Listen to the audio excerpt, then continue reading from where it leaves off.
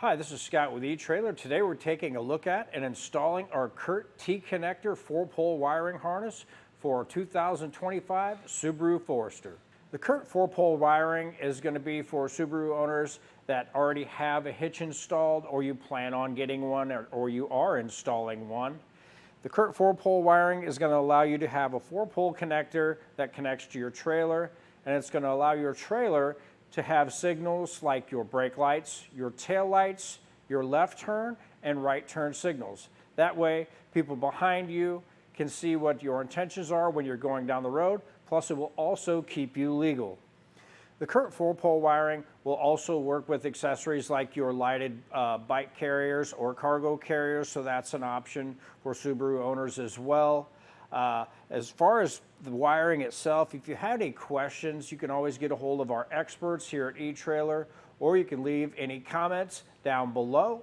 As far as installation for this, it's really straightforward. You will have to take some stuff out of the back, but it's something you can easily do yourself. But if you don't have time to do it yourself, you can always take a look at our dealer locator and have something done for you locally. But if you feel like doing it yourself, stick around and watch our video and we'll help you get it installed. To start our installation, there's a few things here in the back we're going to want to get out of the way, and we're going to have this net bag. We're going to get that out of the way first. Just want to unclick that on both sides, and we'll get that out of the way.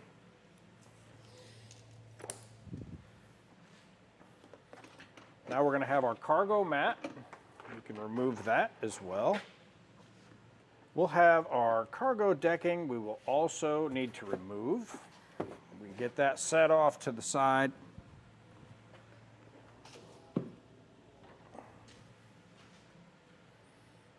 Now down in where our spare tire is, we're going to have our vent shade we're going to want to remove, and we're going to have these two side panels. These will just pick up and move out of the way.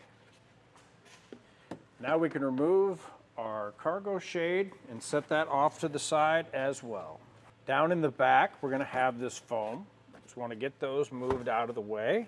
On our driver's side, we need to remove this foam panel, and we're going to have these little plastic clips. Just want to pull those up with our trim tool.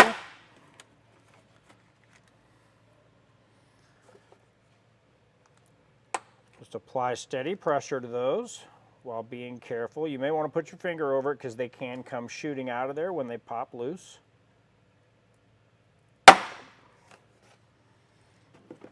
Now we can remove the panel. What we're looking for will be a little white plug that is taped to our harness that runs across the back. Now on ours, we have this little white plug that's going to have some pink tape over it holding it in place. Just want to remove our tape. Now this is going to be our harness for our wiring. With our plug located, we're just going to take our wiring harness and we're going to have our lock side, and we'll have a little clip on this side of it. Just want to click those together. You'll have an audible click.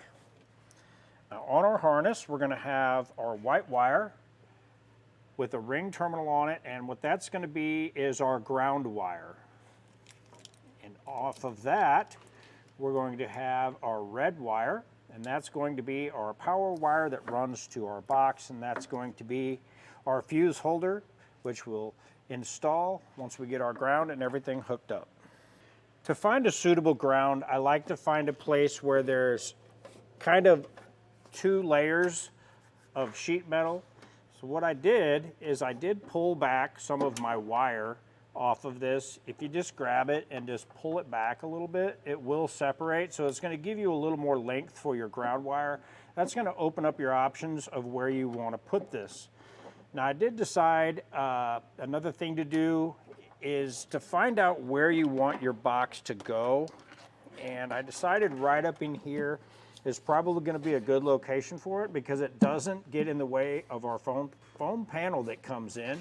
So I think we're going to go ahead and mount that right back in here, and that'll work well with my ground. And that's going to give us enough wire to be able to come out and drop out the back of our vehicle and still be usable. So now in our kit, we have our self-tapping screw. So I'm just going to go back under here where I can see 2 layers of sheet metal, and that's where I'm going to run my ground.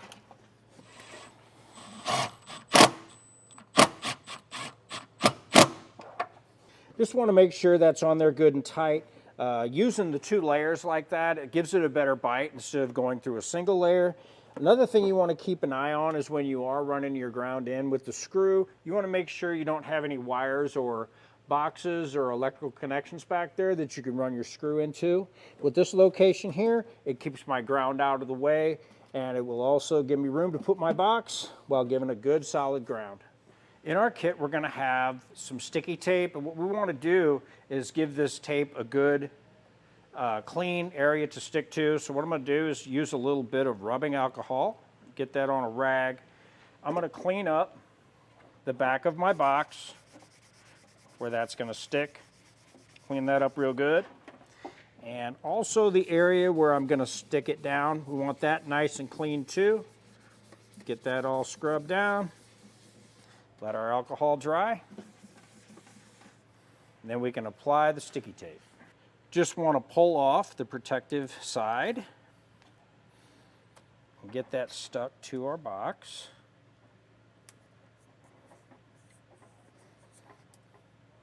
Now we can remove the other protective side. And get our box put in place.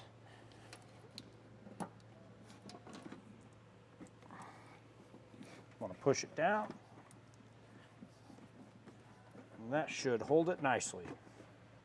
We have a 10 amp fuse that comes in the kit. Just going to install that into our fuse holder. Go ahead and cover that up.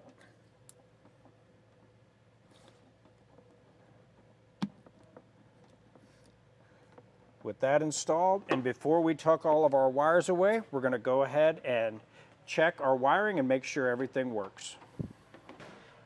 Now we have a tester on, plugged into our wiring. Now we'll go ahead and check our lights. Go ahead and turn our lights on. Now we can do left turn. We'll do right turn.